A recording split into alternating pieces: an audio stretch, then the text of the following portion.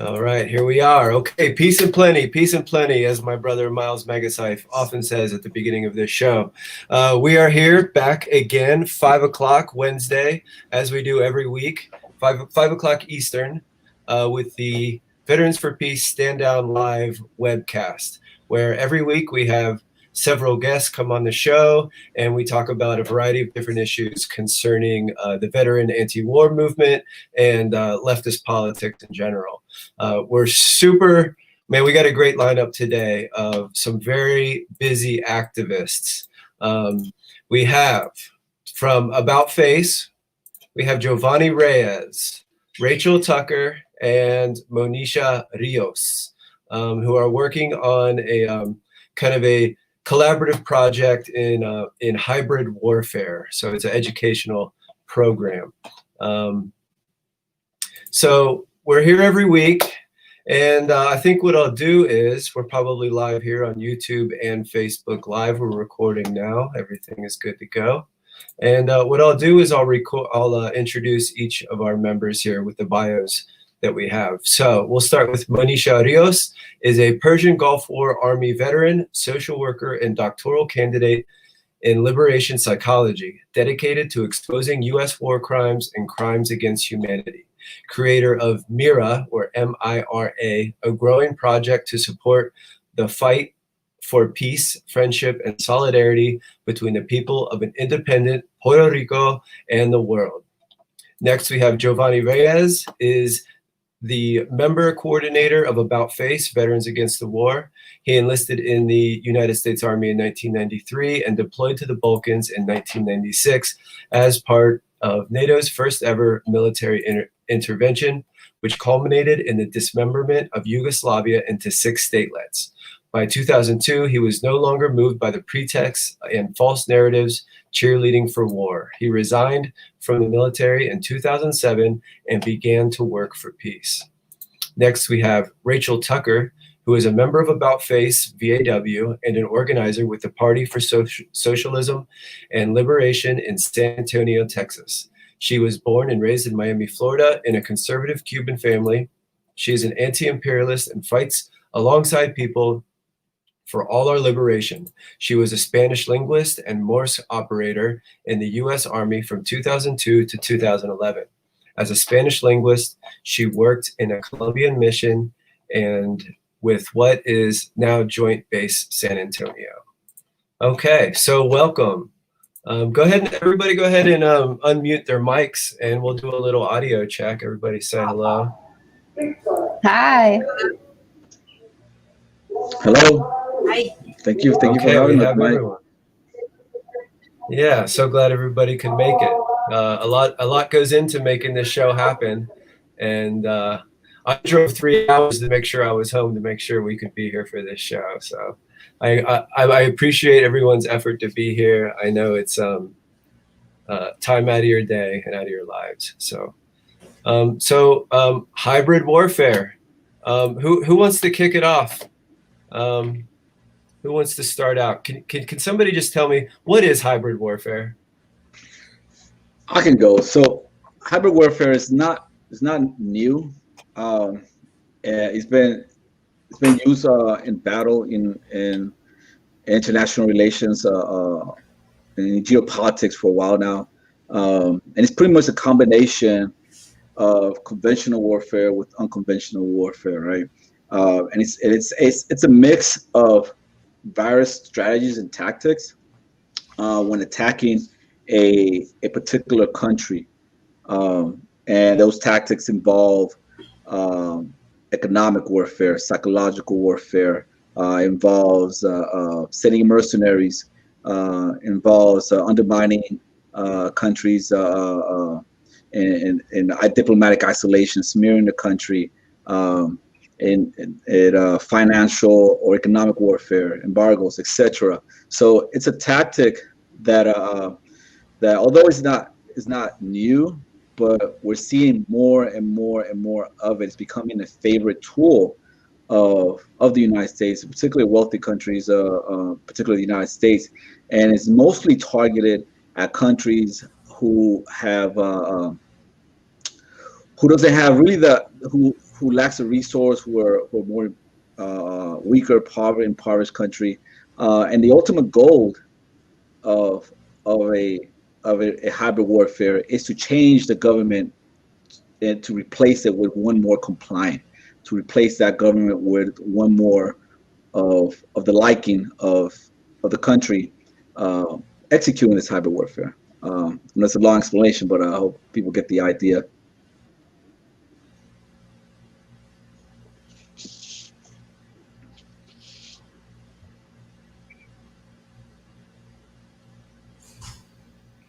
You're on mute, Mike. All right, sorry, that's not the first time I've done that. I got to learn to figure that out. Okay, so so we have a basic understanding of hybrid warfare, but I understand that Monisha is working on. I understand you're working on your doctorate in hybrid warfare. Could you tell us a little bit about your journey to get to this point, to be working on your doctorate, and what that entails? Yeah, thanks. So when I enlisted being a poor kid, thinking this was my path to education, and that education was the path out of poverty. So I ended up going into the U.S. military, going into the Army, so that just to have access to education and essentially to be able to live in my potential, I thought. Long story short, it didn't work out, and I kept going. I owe a lot of money in student loans, but I'll be the first person in my family that I know of to have gotten this far. And it's also something that I'm doing to serve my people.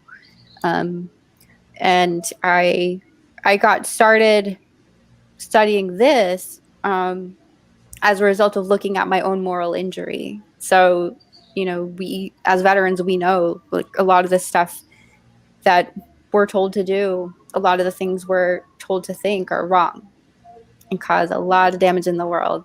So we carry that with us, right? And as I was healing, as I was going through PTS, as I was really not functioning well, education was the only thing that kept me attached to my life for a long time, because it was a way forward still in my mind. And it still is ultimately, despite how it's being perverted by the higher ed system in the U.S.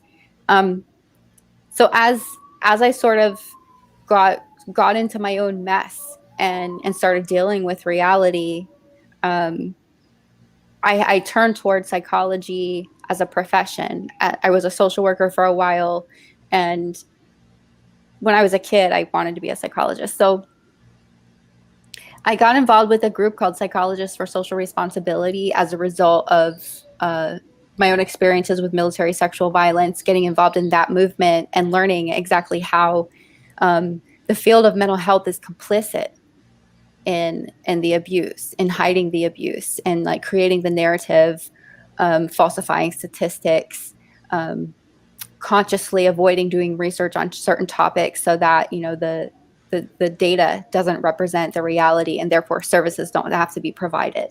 And a lot of the stories of abuse that and re-traumatization that I was hearing about from all the thousands of other veterans who had experienced military sexual violence because of unethical psychological practices, because of unethical psychologists, made me sick.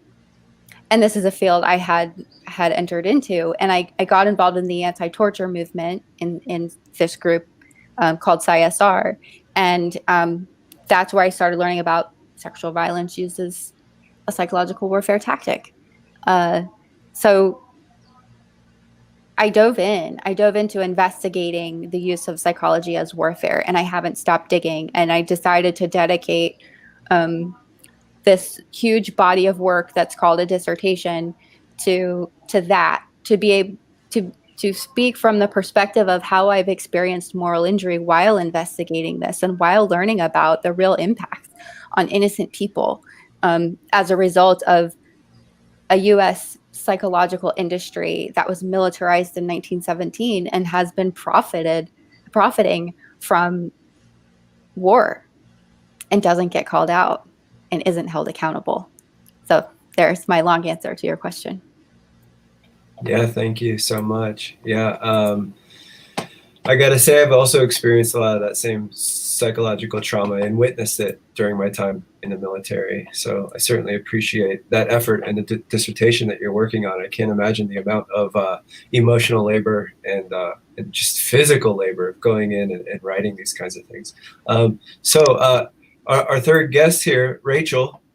So I see here that you worked in a Colombian mission in what is now Joint Base San Antonio. That's a really interesting story. How does that work, and how does that relate to hybrid warfare? So yeah, so I was in the Army from 2002 to 2011, right? And so like while I was here at basically what used to be called the Medina Annex, which turned into a secret NSA building over the last couple of years. And they work with Southcom, right? And so like one of the was the Southern Command. And so like how it relates is basically like if you think of any country, basically, especially like in Latin America, because we were in a Latin American mission, and any country that basically has any kind of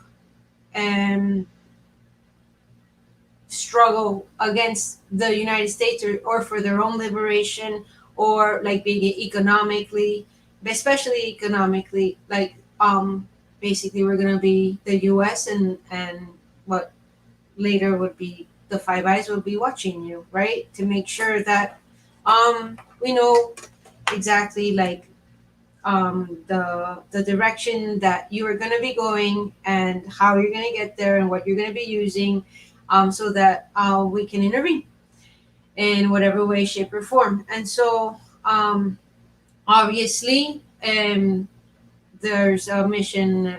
Well, there's collection with Cuba, there's a collection with Venezuela, there's collection with Colombia, there's collection with Mexico, and many other countries, right? Rarely, I mean, what's interesting with Colombia is that Colombia is friendly towards the United States, and we still collect on them. But what we're really focusing on was the FARC, right? The rebel group, Marxist-Leninist rebel group that was fighting for the liberation of Colombia, of its people. And over time became over time and then just like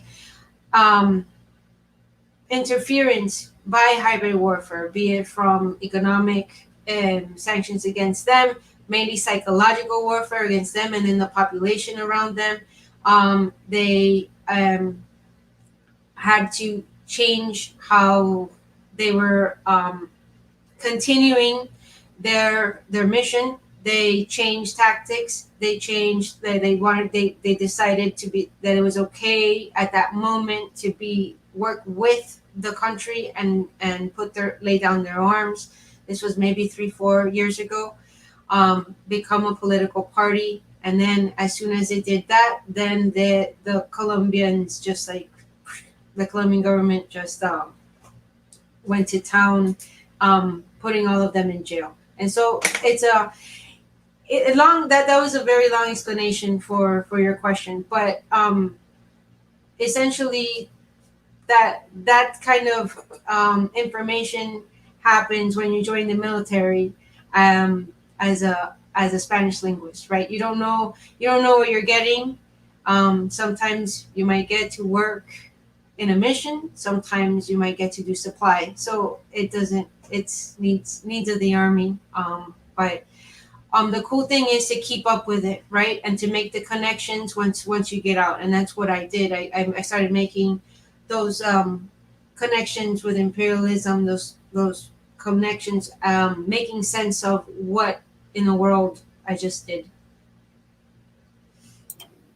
Yeah, you're not our first guest to be speaking to us. Are you speaking to us from Colombia? No, from San Antonio, Texas. Oh, okay. It's like All kind of right. the same. Yeah. Well, it's not too far away, I guess. It's pretty close geographically. All right. Well, yeah. Thank you, everyone. We have a really great board here, loaded with people of color, and I appreciate that very much. Speaking about firsthand experience with imperialism and hybrid warfare and all that goes into propping up the empire, the greatest, largest, most rapacious empire to ever exist in the history of mankind. Here, the belly of the beast, the United States. And we as veterans, I think we've witnessed that firsthand. It's impacted us greatly, and it takes a big emotional toll on all of us. So it's important that we get this message out. And I'm looking here at this this outline that Giovanni sent me, talking about the definitions of hybrid warfare, the way they use psychology and psychological operations, weaponizing migrant groups, the type of tactics they use. Giovanni, would you like to go into a little bit of the details of what are the material, the tactics, and that they use, that the U.S. government and imperialists around the world use to prop up hybrid warfare? What are some of the concrete things that they do? We'll be glad to, but let me give you a little backstory behind it, of why using this type of methods and tactics. So we all know about the Cold War, right? After the Second World War, the world became pretty much a unipolar world after the Second World War. All the other empires of the past, France, Great Britain, the Dutch, the Germans, the Russians, they were pretty much weakened by the war, right? They were pretty much weakened by the Second World War, and the United States pretty much had about 50% of the world market was the United States. So that was like the top. The United States was like the cream of the cream at the 1948, right? And it had, to top that off, it had a nuclear weapon. No other country had nuclear weapons, so it became a unipolar world, right? So that was officially, that could be officially the time where the United States became a global empire in 1945. Soon after that, the Soviets got their weapons as well, got their nuclear weapons as well, and not only that the Soviets during the Second World War, or before the Second World War, they were able to move all of their industrial base inland, right? So their industrial base wasn't really destroyed like the industrial base of the UK, the industrial base of France, the industrial base of Germany, etc. Right? Theirs were not destroyed after the war; they was intact still. So they were able to recover a lot faster than the other countries were. The other countries recovered because of the Marshall Plan, right? So the Marshall Plan kicked into place. Now these countries, Europe, and these countries in Europe became subordinates of the United States after that. And that's one of the things about the Marshall Plan. They became subordinate, and the United States applied a strategy of dissemination of power, right, or delegation of power. So they were able to delegate, right. And not only that, after the Second World War, before the Second World War, much of the world was colonized. All of Africa was colonized, but two countries, Ethiopia and Liberia, right. Much of Europe was colonized before the Second World War. After the Second World War, under Roosevelt and then Truman, pressure on these countries, on these former colonial imperial countries, were put on, right, to decolonize, to let their colonies, become countries. So a lot of those countries you see in Africa today are new countries. They've been around since post World War II. A lot of countries in Asia are new countries, been around since post World War II. So they started slowly decolonizing, right, these countries, but they were politically decolonizing, meaning that they were able to have their own leadership, elect, a native leadership and everything. But economically, they were still dependent on first world countries. They're still dependent on Europe. They're still dependent on the United States, etc. Right? So because the Soviets got their weapons, and because the Soviets, the nuclear weapons, because the Soviets, they were supporting these liberation movements, and a lot of these colonies or countries are on their way to decolonizing, right?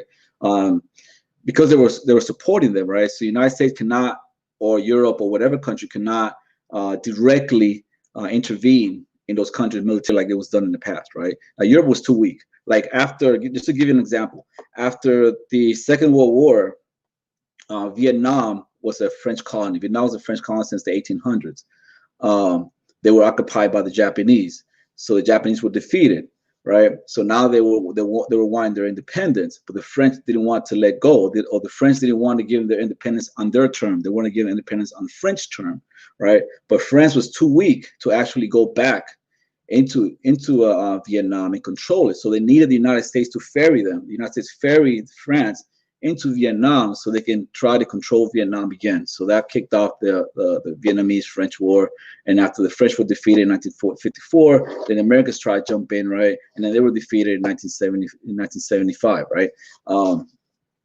So because you can no longer intervene in these countries militarily and directly, because the Soviets were supporting a lot of these movements, these liberation movements, right? You had to intervene by other means, right? By other means, I mean by behind closed doors and by smoke screen, by supporting X group against another group, by dividing and conquering, right? By bribing this guy to control the other guy. So that's how the whole strategy of hybrid warfare started, because you're still waging a war on a particular country. I'll give you an example on the Congo. For example, the Congo became independent from Belgium. Their first president was Maurice Lumumba, right? He was very popular, but the Belgian wasn't ready to let go yet, right? So what they did between the Belgium and the CIA, the Belgian Secret Service and American Secret Service, right? They propped up this dictator, Mobutu, I believe his name was, right? They propped him up to overthrow Lumumba. They overthrew Lumumba, right? And they murdered him, right? And then it became a dictatorship. It was a dictatorship that was brutal, but it was subservient to Western financial power, right? So that's what you get with the hybrid warfare, right? Some of the strategies, another one, I'll give you another example, was Iran, for example. They had the first elected leader in Mossadegh in the 1950s, right? And they were overthrown. He was overthrown in 1953. He was overthrown. He was overthrown with the help of the American CIA and the British intelligence, right? They overthrew him. The way they overthrew him is what they paid off generals, they paid off journalists, they paid off bankers, they paid off what do you call those leaders, trade leaders or union leaders, right? And they paid off gangsters. Why they paid off gangsters? Because the gangsters, right, they control the streets, and they were able to have their people in the street create chaos, right? So in the midst of all the chaos and protests, the workers coming out and protest and everything like that, Mossadegh pretty much was overwhelmed, and then it opened the opportunity, right, to pretty much overthrow him. So they put him, they house arrest him, they took him out of power, house arrest him, and then the Shah, which is the king of Iran, which was the person that was being backed before by the British, but this time around, the U.S. started backing him in 1954 to power again, until 1973, into the Iranian Revolution, 1973. So that's just an idea, just some examples, some real world examples that I'm giving you of how hybrid warfare happened in the past. Fast forward to today, we've seen it today with Venezuela. We've seen it today against Iran. We've seen it today against Cuba, Nicaragua. You know, in many different ways, you know, and sanctions is one of the most ways that's being used. Why? Because after the in the 1970s, the U.S. dollar became the global currency for trade. So every country that trades in the global market trade with dollar, right? And only one country prints dollars. And which country is that? United States prints dollars, right? No other country prints dollars, right? So that means that if you're country A, you need to use dollars to trade with country B. You can't trade in your own currency. That's how the financial market works. And because these countries are being sanctioned, right? They need dollars. They're being denied dollars. They can't trade with anybody. So that's how sanctions is used as a form of warfare. So So I'm gonna end this real quick, right? It's a cycle of hybrid warfare, right? It's called diffuse warfare for a reason, because it's not pinpointed to one direction. It's diffused all over throughout the population, right?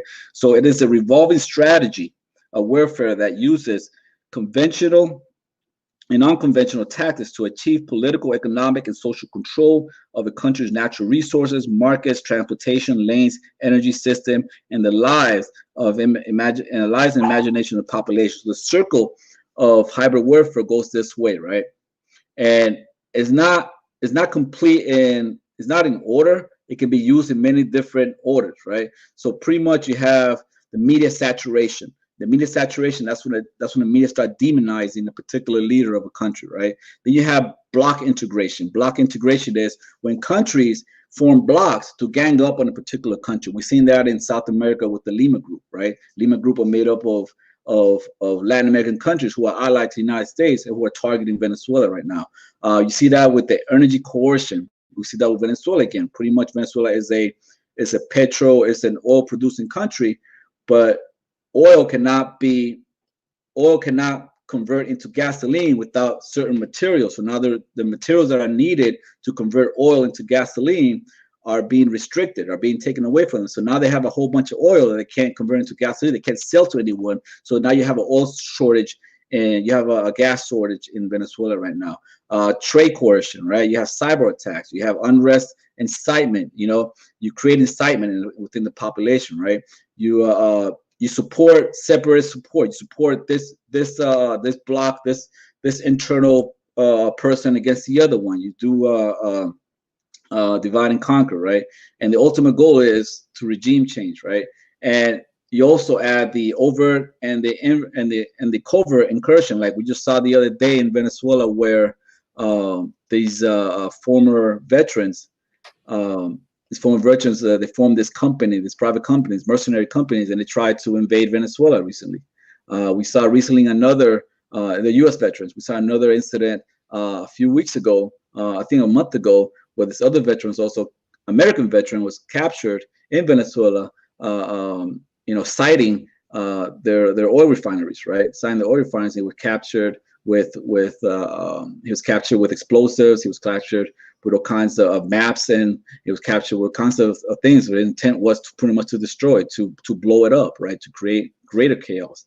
So that's some of the tactics that are used against a targeted country. And another thing before I finish, right? Not only the psychological warfare is used against a targeted country, right? To create fear, to create confusion, to create anxiety, to create resentment, to create anger amongst the population so they can turn on their government, right? Psychological warfare is also used on American public as well to support that, right? And Manish is going to get more into that.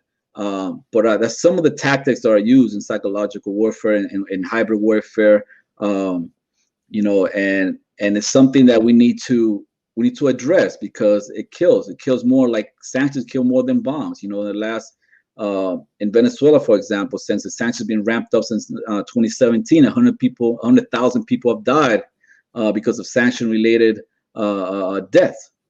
That's something that the media here does not talk about, because when we think about war, we think about bullets and bombs, right? But there's more ways to kill people quietly, Right. mercilessly, behind closed doors, away from the view of everybody else, and I'll stop right there and I'll turn it in. Yeah, that's the show. Giovanni just explained hybrid warfare, essentially. No, that was great. It's not a coincidence that there are more than 700 military bases around the world, U.S. military bases, or that there's a dozen something aircraft carriers and submarines and U.S. mercenaries scattered across the world. We didn't go around asking politely to establish our military in just about every country across the world. So there aren't a lack of examples that we could cite where hybrid warfare has been used. But since we have a group of specialists here in Central and South America, we certainly should focus on that, because there's plenty of action there and there's plenty to talk about. So Giovanni mentioned you, Monisha, and a little bit more how you could provide some depth to this matter. Yeah, so I forgot to mention earlier that the main focus of my research on how psychological warfare came into being and how it's used and what its impacts are is focused here in Puerto Rico.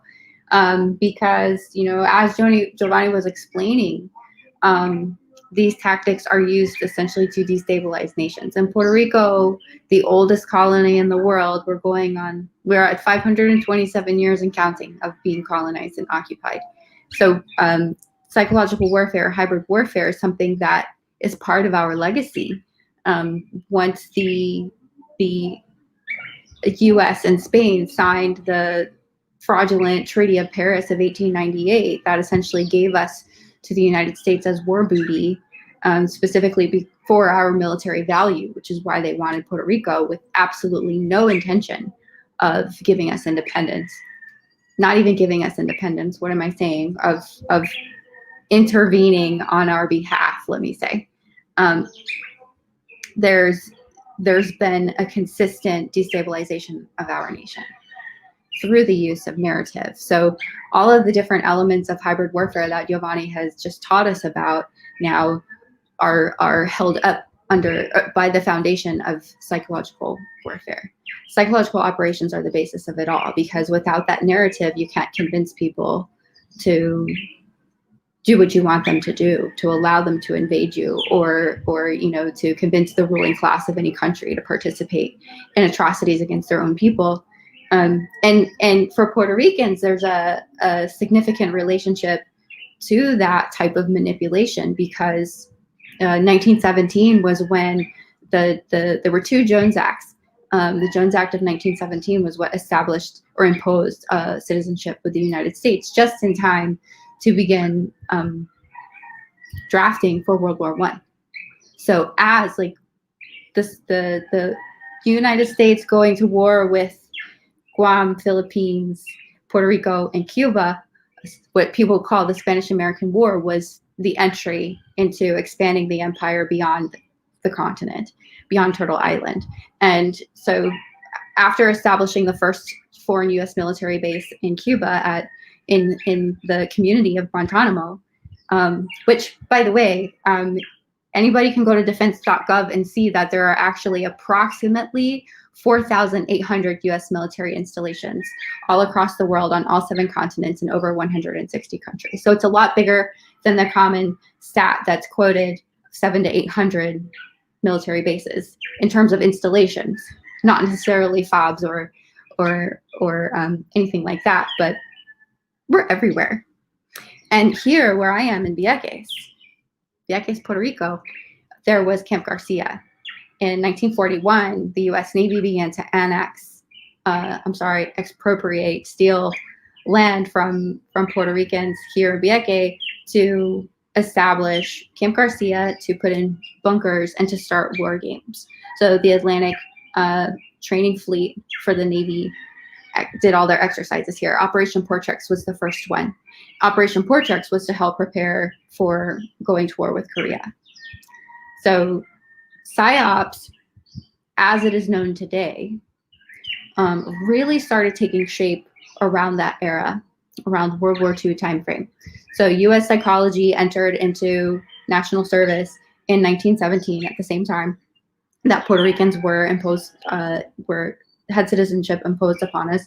And that's when the tactics that we see happening now that Giovanni mentioned, the silent killers, began to be perfected. We informed the Nazis in their use of military psychology. And after the end of World War II, the father of military psychology, Robert Yerkes, wrote a piece making the case for human engineering, modeled after what the Nazis had accomplished. And in that piece, he's basically singing their accolades. Look what they've been able to do, and look what we could also do if we had the same type of support. So in the case of Latin America and Puerto Rico, especially, the U.S. has always had its eyes on the South since the time of the Bolivarian Revolution and now. And the relationship that they've made for Puerto Ricans through the use of this psychological narrative, influence, manipulation, and everything is that we've our relationship with our relatives to the south has been cut off. When the Cold War was rebranded as the war against drugs in 1998, there's a relocatable over-the-horizon radar system that was installed here, again, against the will of the people. The transmitter is here on Vieques Island, and the receiver, I can't remember the name of the location in Puerto Rico where the receiver is. In some, it only created 40 jobs. And the narrative that the Navy used to try to convince Puerto Ricans, Viequenses, that this was a good thing was that, oh, you know, we're going to be fighting the war on drugs for you. This will benefit you because you'll be safer. And you're serving your country, which is the same narrative that's used essentially to silence Viequenses and to punish Viequenses and to impose sanction-like conditions on us through U.S. policy toward Puerto Rico and Puerto Rican policy toward Vieques, because of resistance to the U.S. Navy and getting them to stop bombing after 60 plus years. So now we're told there's a very strong conservatism here in Puerto Rico. There's a very strong push toward neocolonialism. So we have simultaneous colonialism and neocolonialism happening. Again, with the assistance of psychological warfare and hybrid warfare, it just looks different here. And I'm taking up a lot of space, and there's a lot to share. There are a lot of details, but I encourage everybody to also look at how we're countering narratives now.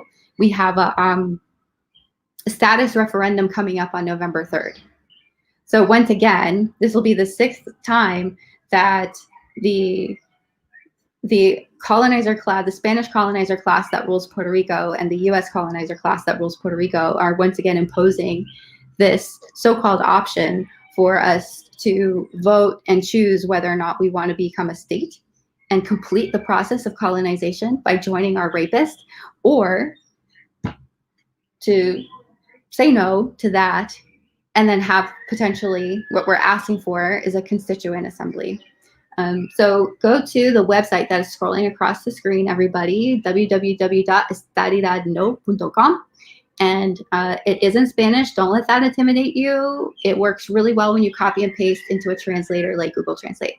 But there's a lot more information there of how we're countering the narrative of statehood and the narrative that that's what Puerto Ricans want. And if there's time and space later, I'll go a little bit more deeper into how that's actually working. Brilliant. Thank you so much. Yes. Okay.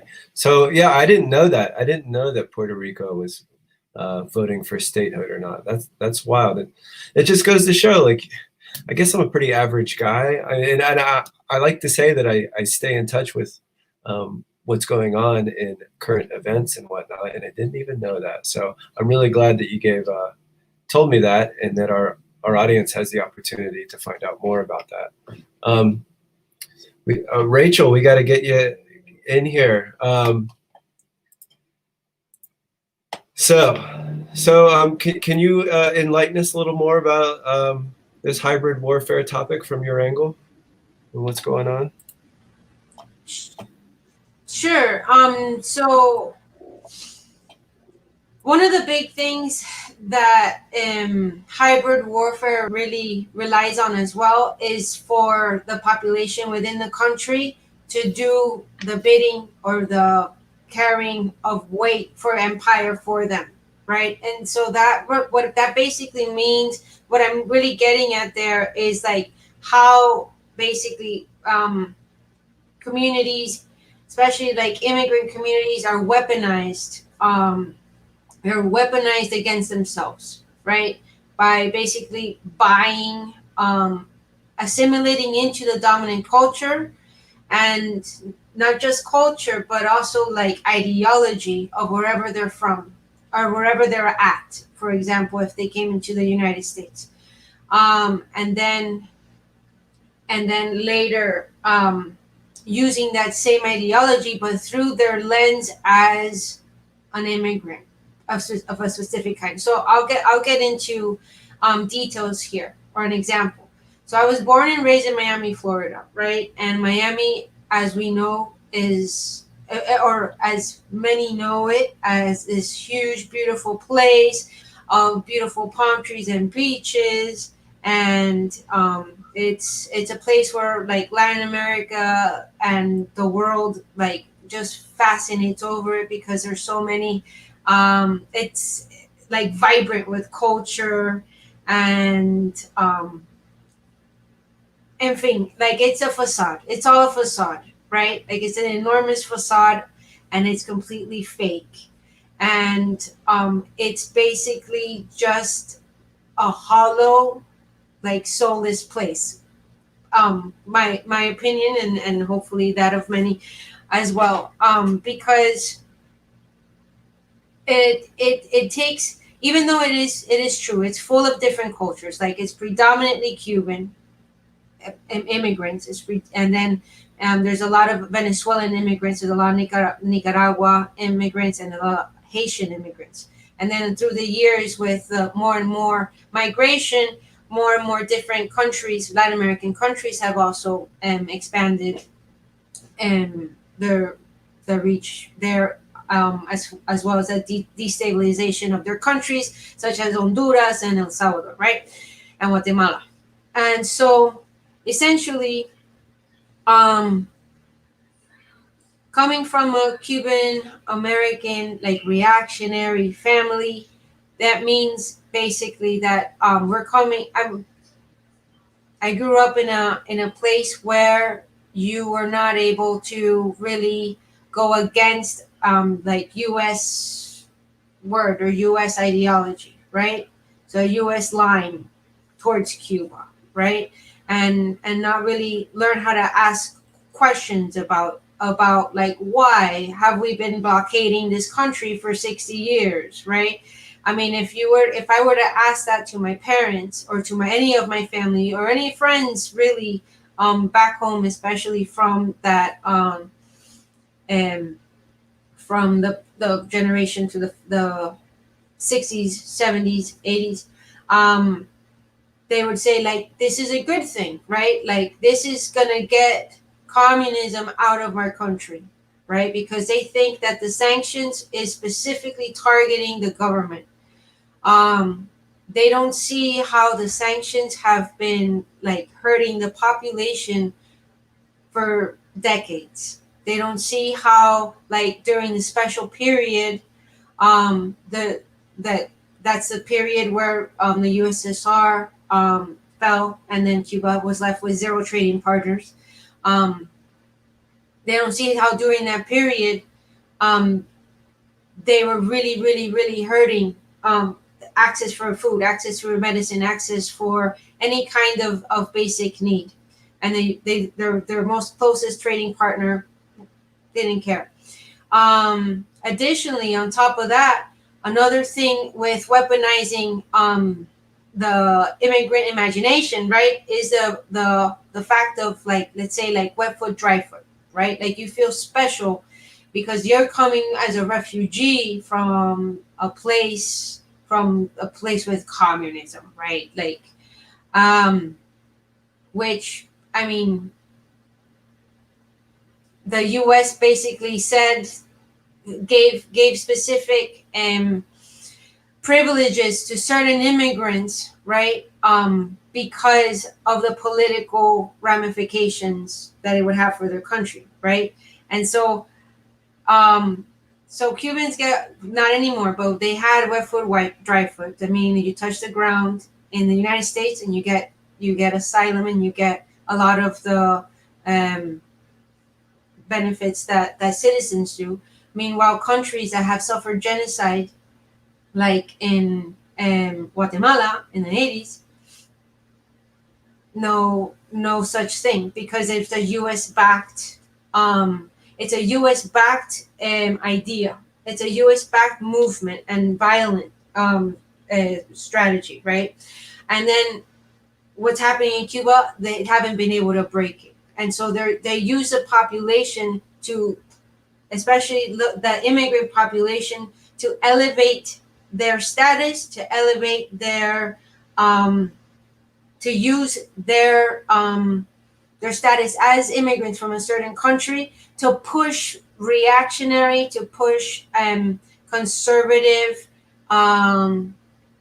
policy that essentially is carrying water for what the U.S. for the empire wants to do, right? And so and we see that across many different countries, especially countries that the U.S. has set their crosshairs on. So such as Venezuela, such as even China, such in Syrian immigrants.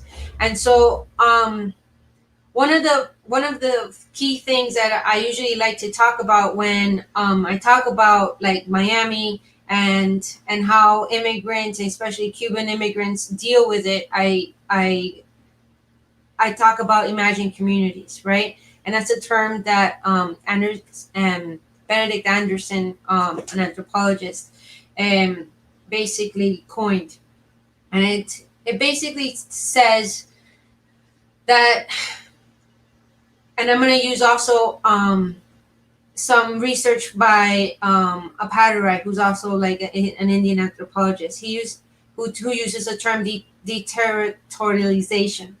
And so when immigrants are away from their homeland, right, they have only what's on their backs and what they're made of, right? So their culture, their being, right, the way of knowing the world. And so they immigrate somewhere else.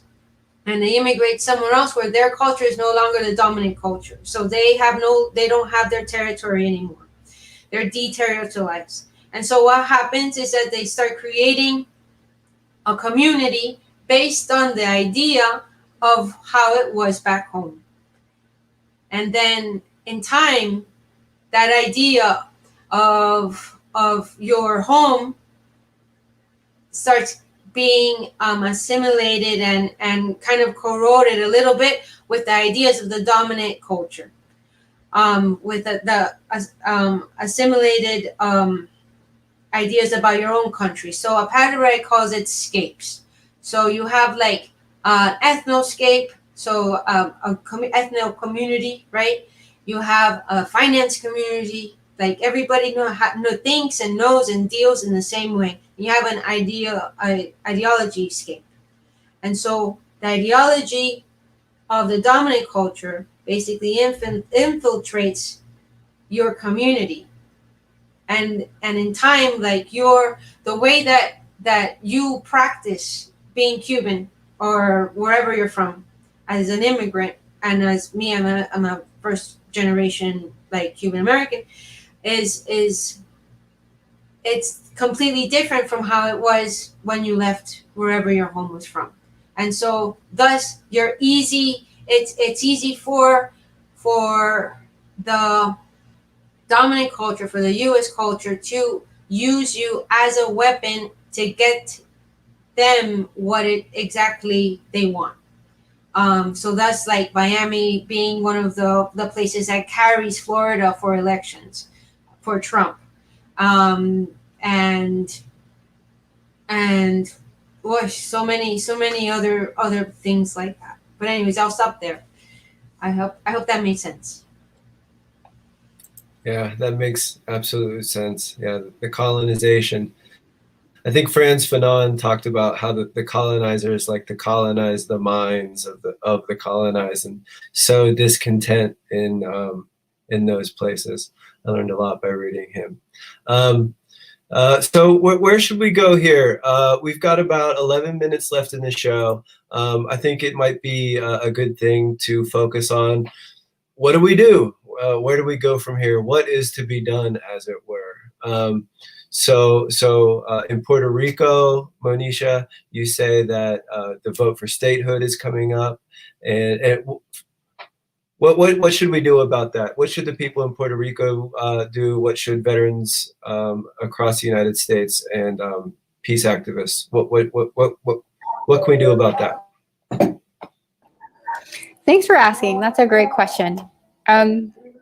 So starting at home, which home for me is still both. I started repatriating in January, so I'm fresh off the boat back home. But I have strong ties to family in the U.S., and we have a huge Puerto Rican population in the United States, right? We have a lot of diaspora Ricans, and we naturally, like, we need the opportunity to decide our future without U.S. interventionism.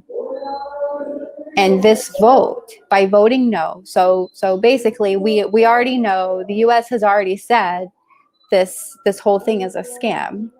The imposition of a law that says, you know, you have to vote. So this you can learn more about on estadidad.com, estadidadno.com.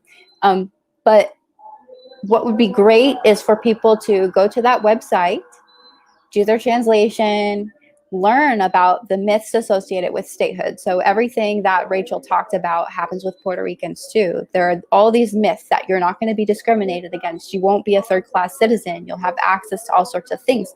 And then there's a narrative that's flipped and turned on the independence movement and says, oh, well, you don't want to be like Cuba and Venezuela. And that's what independence equals. You'll be poor. And so it's important that we all work together, whether you're or not Puerto Rican, whether you're living on the island or you're living in the States or anywhere else that the diaspora is, to counter those narratives. The diaspora can get involved in the Vote No campaign. There's one of the myths that says that the diaspora does not have a right to an opinion about what happens to their relatives back on the Big Island. A lot of our diaspora are recently displaced because of earthquakes, hurricanes, crime, the corruption, all the different methods of destabilization that are being used against us right now to make sure we don't achieve our independence and we stay tired and hungry and angry and desperate and depressed.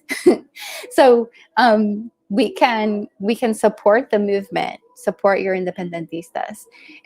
For veterans, I think it's really helpful to tell the truth always, like we always do, to tell the truth about what we were used for. It's also important to tell this truth, like Rachel was talking about, like Giovanni was talking about, like I'm talking about, to tell Puerto Ricans, like, the truth about how we're being used, you know? And if there are Puerto Rican veterans out there that are listening and you're not sure what to think about status, or maybe you're still coming to terms with your time on active duty, whatever's going on, reach out. You know, we can talk about it. We can talk about the moral injury of essentially destroying your own people's lives, and we can go on and on from there.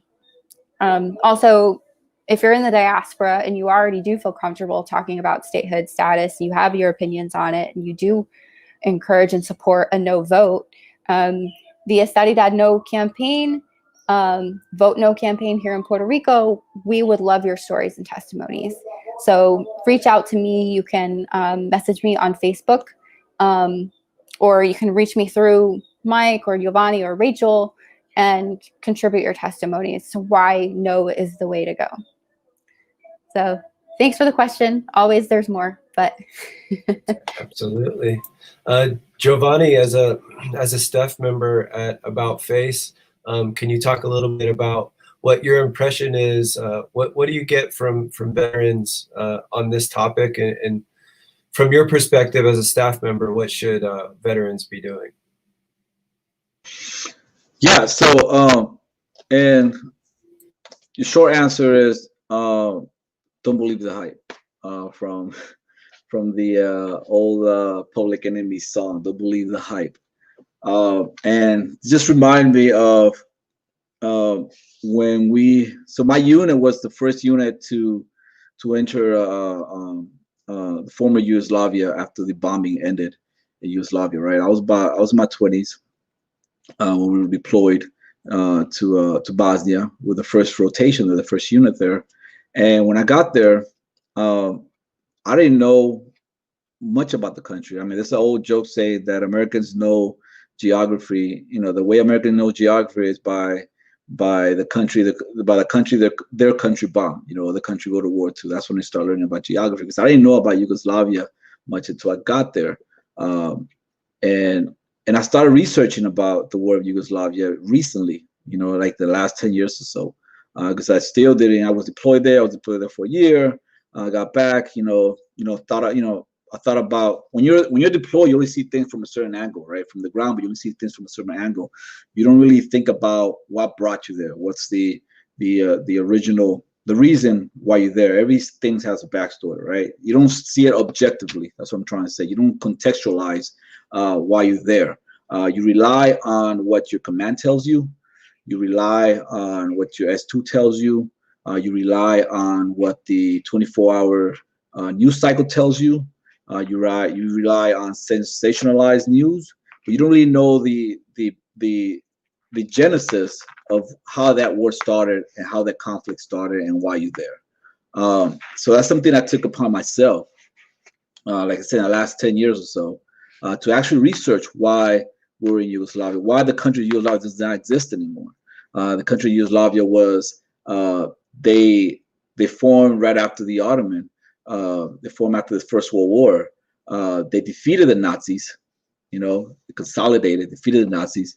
They were a communist country, right? But they were a communist country that had relations with both the West and the East. They were not really part of this, the bloc, the Soviet bloc. They were pretty much independent. They were one of the original founders of the non-alignment movement. They were pretty much successful after the breakup of the Soviet Union. They were still economically successful.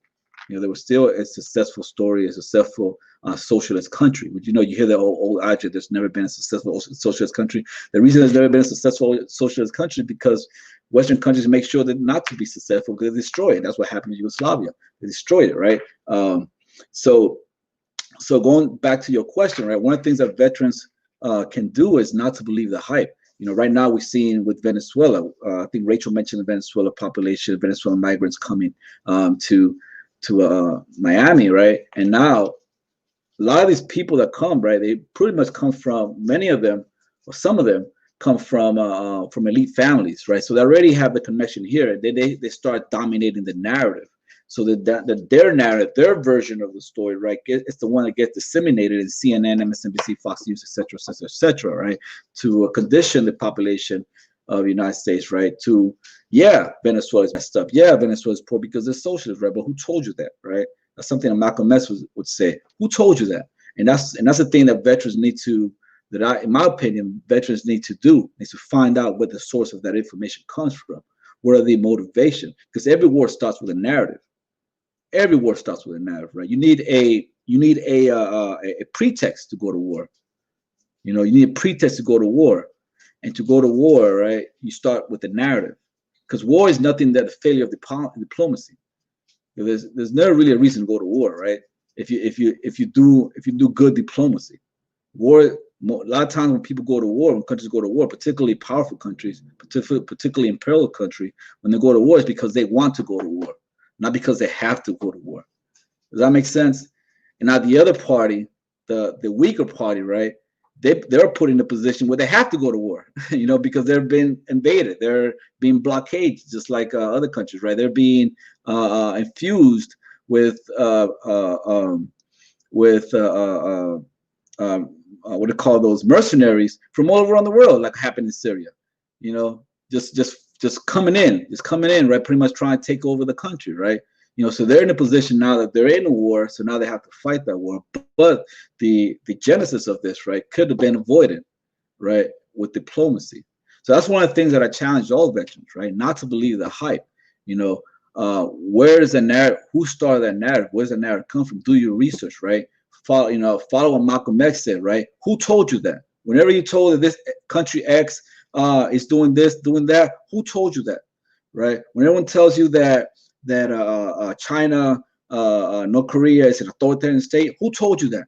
Because I've never been in North Korea, so I can't say it's an authoritarian state because I've never been there. But I've been to the United States. I've been living here all my life, right? And as a person of color, I can say I live in an authoritarian state. Does that make sense? But I can't say China's an authoritarian state because I've never been to China. So every time someone tells you, right, well, country X, this and that, right, it's committed human rights violation. Who told you that? Who told you? Where is that information coming from? well, you know, the UN made a report. Who wrote that report? Just like the report that just came out of the UN report against human rights in Venezuela that came out last week. Who wrote it? Well, if you look who wrote it, it was written by people that are enemy of the current government and aligned with the financial sectors of the United States. So of course they're going to be biased, you know. Especially think about it when you're seeing uprisings in Chile, when you're seeing uprisings in Colombia, when you see uprisings in Brazil, you're seeing uprisings in Costa Rica right now, and you don't hear about it in U.S. news. Why? Because those are friendly governments. So you don't hear nothing from friendly governments. You only hear things from governments that you are targeted, that are targeted. That's what you hear from, you know. So back to your question, right? When you're being presented with this narrative of we have to do this because we have to save all these people, these kids, and everything like that, you say, who told you that? You know, Monisha was a Gulf War veteran, right? You guys, I don't know if you guys remember, but if you guys don't know, look it up about that young Jordanian female that went to Congress, posing as an Iraqi citizen, saying that she witnessed Iraqi soldiers that go into hospitals, take children out of incubators, right, and leaving them out there to die, making this big show in front of Congress right before the 1991 Gulf War, right? It turned out she was neither Iraqi. She was the daughter of a Jordanian ambassador, and she grew up in the United States because he's been assigned into the United States in D.C. So she's been living in the United States all these years, right? Yet she posed in front of Congress, crying, making this big theater, right? Talking about Iraqi soldiers coming in and taking kids out of incubator, which never happened, right? So back to your question, right? Anytime you're being presented with a narrative, who told you that? Yeah, that's right. Yeah, I appreciate that a lot. I've been in the veteran anti-war movement for several years now, and I know that we kind of have our own problems and our own contradictions within our constituency, and I've noticed that there's a lot of bad takes in the anti-war movement, and I would just encourage people to kind of get their heads around the idea that you need to be anti-imperialist and not just anti-war.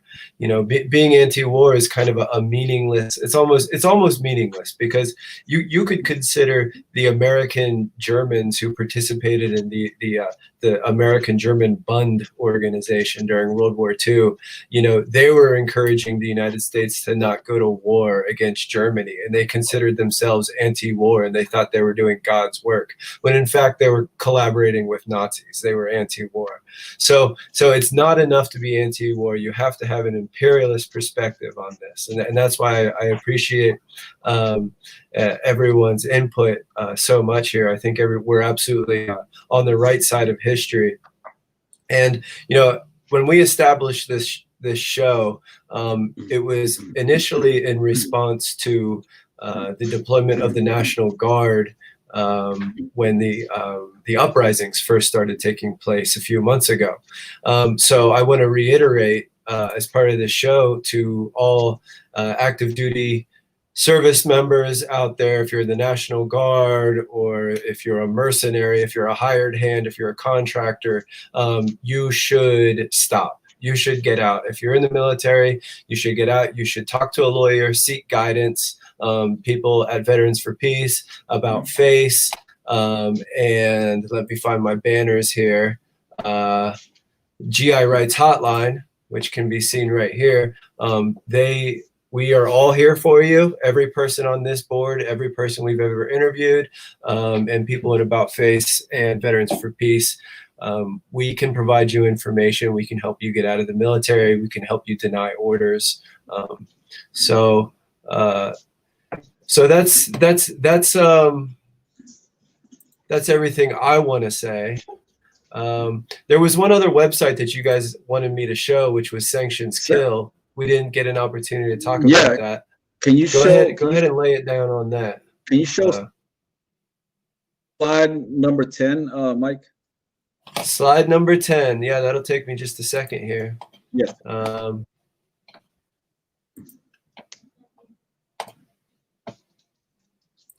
Number 10. Okay, I got it. I'm going to share my screen.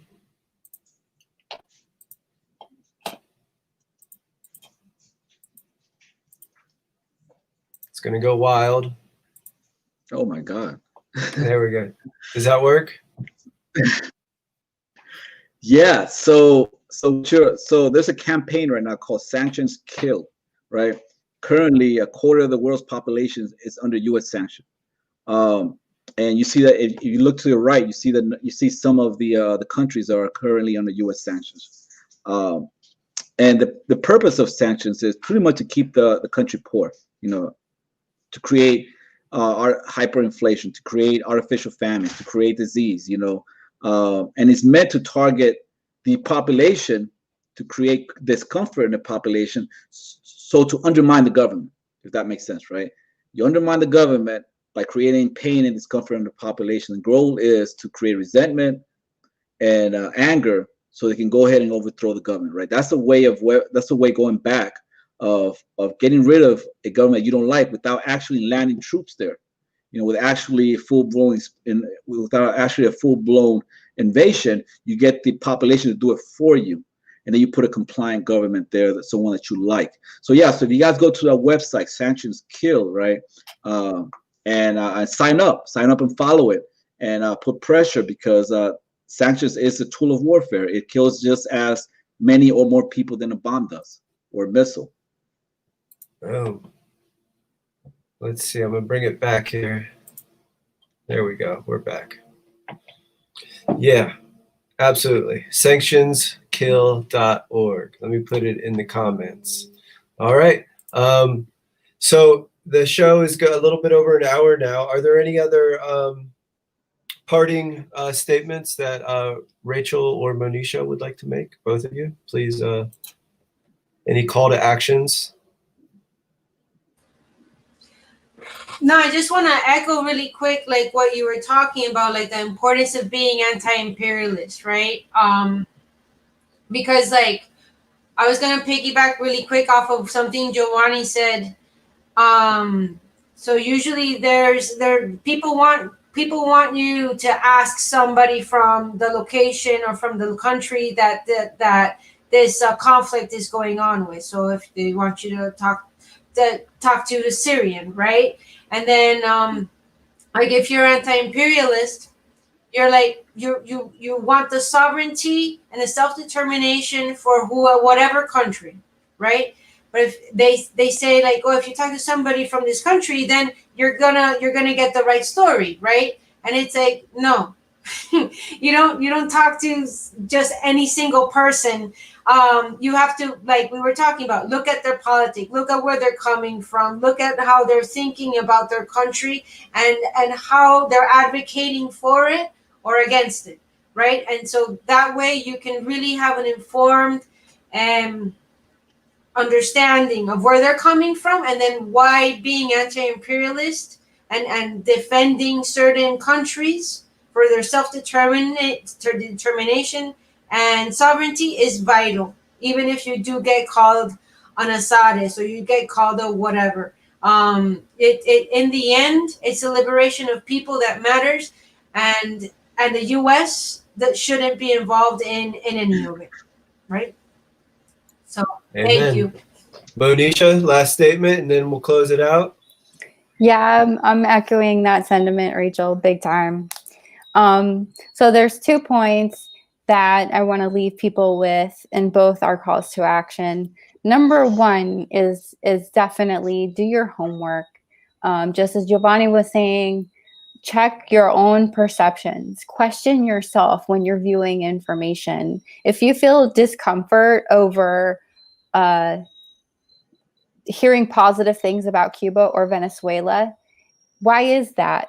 What information have you been said? There's a documentary called The Revolution Will Be Televised, I think it is, which shows how the media was used to manipulate public opinion in the States, literally with lies. So do that. Unlearn the way of thinking that you've been propagandized to have, right? We've had to do this as veterans as part of our demilitarization process, and that continues. So decolonize your mind, follow Indigenous leadership, follow Black leadership. If you're in these movements and you want peace, you cannot have peace without decolonization, and you cannot have peace without anti-imperialism. Stop preferencing the first world. Listen to the third world. We are the ones who are being directly harmed by the things that make you comfortable in the first world. So check yourselves. My second point is, again, about the status of Puerto Rico. Obviously, we're living with the legacy of colonialism still, and it does affect us like sanctions. So I mentioned Vieques. I mentioned that we live in sanction-like conditions. We're dying here too. We don't have a hospital still. We need attention. We need to be able to accept the kindness, solidarity, and generosity from Cuba and Venezuela to be able to heal from our war wounds.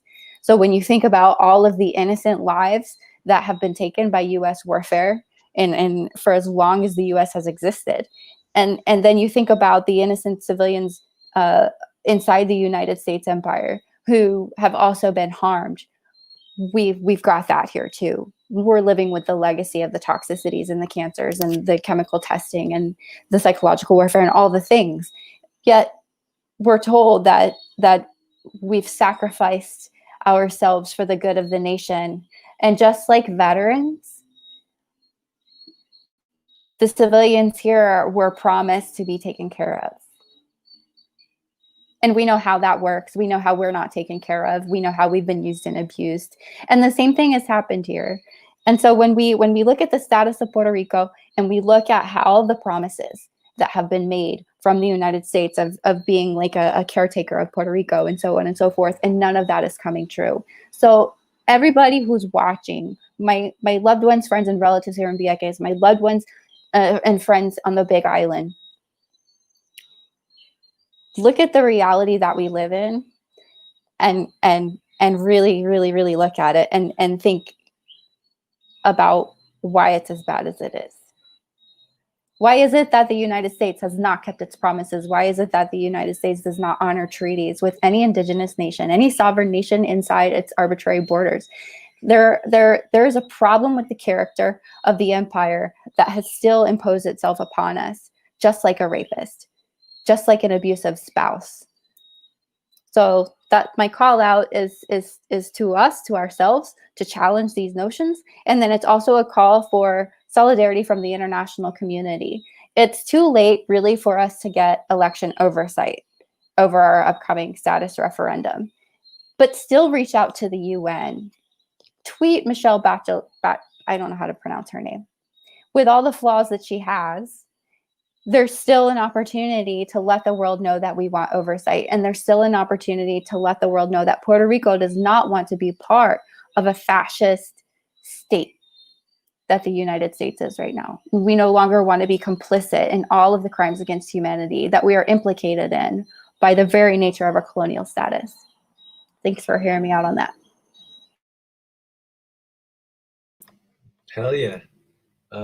Very good. Okay, so I think that's the show. Thank you everyone for being here. A lot of heavy material. I'm soaking it up. I'm going to go to these websites. I'm going to do my research. I would encourage everyone else to do the same. Continue the struggle. Take it to the streets. Vote for whoever you want, but know that that's 1% of what needs to be done, because there's just so much happening in the world. Man. Okay, that's it. Thank you, everyone. Have a great day, and I hope to stay in touch, and we'll do another show soon. Okay. Thank you. Peace. Thank you. Yeah, peace. All power to the people.